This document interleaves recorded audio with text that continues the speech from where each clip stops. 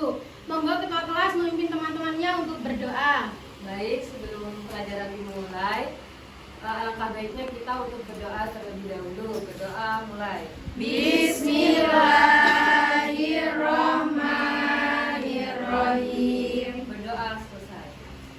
Hari ini adakah yang tidak masuk? Ada Bu. Siapa? Fitro. Kenapa? Sakit. Semoga teman kita yang sakit segera diberi kesehatan. Amin. Selanjutnya Ibu absen dulu ya. Ya Bu. Diana, Hadir Bu. Nuratul, Hadir. Siva. Hadir Bu. Baik, sebelum mulai pembelajaran, Ibu mau mengetes kesemangatan dan kekonsentrasian kisah kalian nih untuk mulai pembelajaran pada pagi hari ini. Nah, kita tepuk semangat dulu ya. Ya. Ayo berdiri semua, berdiri. Ya, biar semangat kita, biar semangat untuk pembelajaran hari ini. Lihat Ibu dulu ya, udah ada yang bisa apa belum? Belum. Lihat Ibu dulu ya, tepuk semangat. Semangat, semangat. Ayo, 1, 2, 3, tepuk semangat. Semangat, semangat. Baik, kita semangat semua ya pembelajaran pada pagi hari ini. Nah, hari ini minggu lalu udah Ibu terangkan kalau hari ini kita akan belajar tentang keragaman lingkungan sekitar. Nah, apa sih pentingnya, apa sih tujuan kita untuk mempelajari keragaman lingkungan itu? Nah, tujuan mempelajari keragaman lingkungan sekitar itu untuk mengetahui pentingnya alam bagi kehidupan manusia. Lalu kita juga bisa berkenalan dengan alam dan juga berkenalan dengan masyarakat sekitar. Nah, ada banyak cara nih kalian untuk menjaga lingkungan kalian di sekitar kalian dengan baik. Nah, beri salah satu contoh kepada Ibu bagaimana kalian bisa menjaga lingkungan sekitar kalian dengan baik. Siapa yang bisa? Saya. Ya, apa? Membuang sampah. Betul, apa lagi?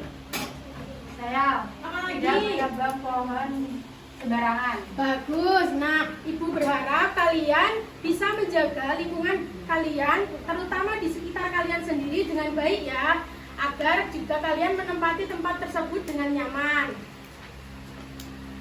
Baik Bu. Nah, minggu lalu Ibu udah menerangkan tentang aktivitas manusia. Nah, sekarang Ibu akan menerangkan tentang keragaman lingkungan sekitar. Nah, aktivitas manusia dan keragaman lingkungan sekitar itu sangatlah berkaitan erat. Karena apa? Karena aktivitas manusia juga tergantung pada lingkungan di sekitarnya. Nah, sebaliknya juga lingkungan juga menyesuaikan aktivitas manusia. Selanjutnya, perhatikan slide PPT yang ada di papan tulis. Nah, kita akan belajar tentang keragaman lingkungan yang berkenalan dengan lingkungan sekitar. Nah, dengan berkenalan dengan alam.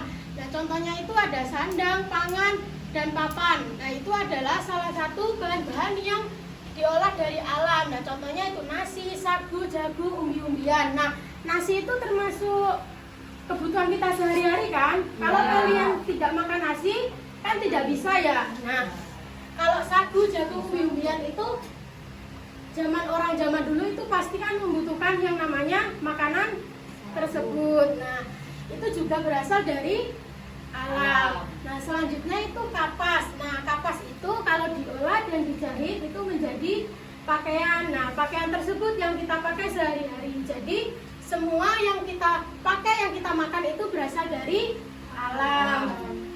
Selanjutnya kayu dan pasir. Nah, kayu dan pasir itu juga berasal dari alam. Manfaatnya apa? Manfaatnya untuk membangun rumah kita yang kita tempati. Seperti itu. Nah, pada intinya semua yang kita gunakan, kita tempati, kita makan itu berasal dari alam.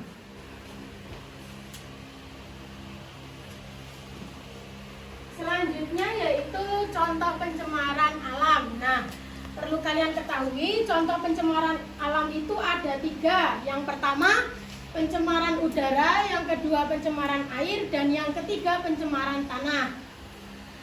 Nah, pencemaran udara itu contohnya kalau kalian duduk sebelah sama orang yang merokok itu. Nah, itu juga termasuk pencemaran udara. Karena apa? Karena kalian kalau bersampingan sama orang merokok itu kesehatan kan menjadi terganggu ya, nggak enak gitu ya. Nah, kita juga kalau berkendaraan itu ada asap di sepeda itu.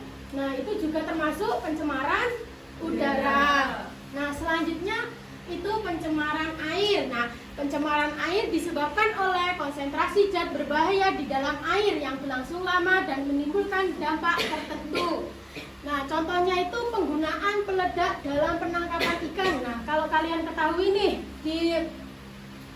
di berita-berita itu biasanya kan orang nelayan-nelayan yang pakai kapal besar itu biasanya kan memakai perkembangan zaman. Contohnya nih, dulu TV itu hanya bisa memakai antena ya. Nah, kalau sekarang TV sekarang itu udah bisa disambungkan ke WiFi. Nah, kita udah bisa melihat YouTube melalui TV. Nah, itu juga termasuk perubahan sosial yang ada di sekitar kita. Nah, selanjutnya dinamika sosial adalah perubahan sosial dalam masyarakat. Contohnya perpindahan penduduk dari desa ke kota. Mengapa Bu kok banyak orang yang berpindah dari desa ke kota? Nah, karena di kota banyak peluang pekerjaan. Selanjutnya pembentukan karakteristik budaya atau kebiasaan masyarakat daerah. Nah, budaya terdiri atas semua ide atau keyakinan. Nah, ide atau keyakinan itu muncul dari masyarakat itu sendiri. Nah, dan produk umum kelompok budaya membentuk secara individu dalam memandang dunia. Lalu menghadapi budaya yang berbeda dapat mengakibatkan culture shock, yaitu kebingungan dalam menghadapi situasi yang terjadi. Nah, contohnya nih, kalian yang rumahnya Banyuwangi kuliah di Jember, sedangkan di Banyuwangi itu bahasanya kan bahasa Jawa asli ya. Nah, kalau kalian kuliah di Jember itu rata-rata kan bahasanya bahasa Madura. Nah, itu menyebabkan culture shock dan bingung menghadapi situasi yang terjadi seperti itu.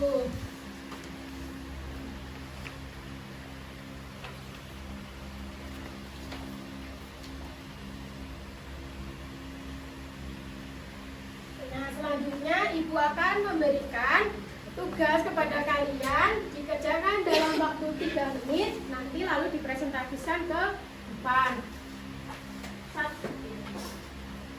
Dibagi menjadi 3 kelompok, satu kelompok berisi 4 orang. Nih.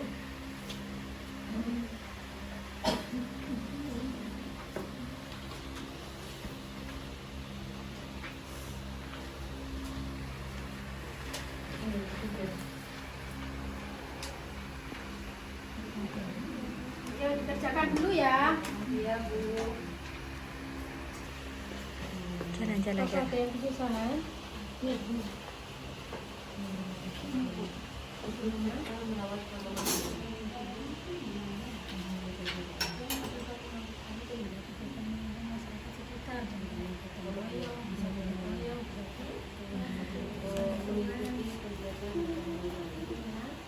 Aman. Ibu ini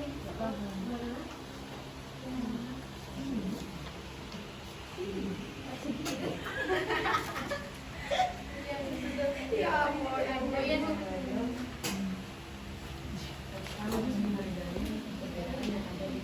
Bagaimana? Udah selesai semua nih kayaknya.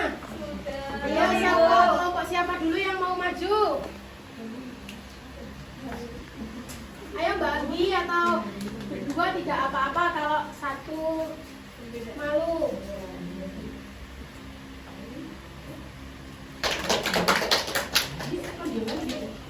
Sendiri nggak apa-apa, lebih hebat kalau sendiri.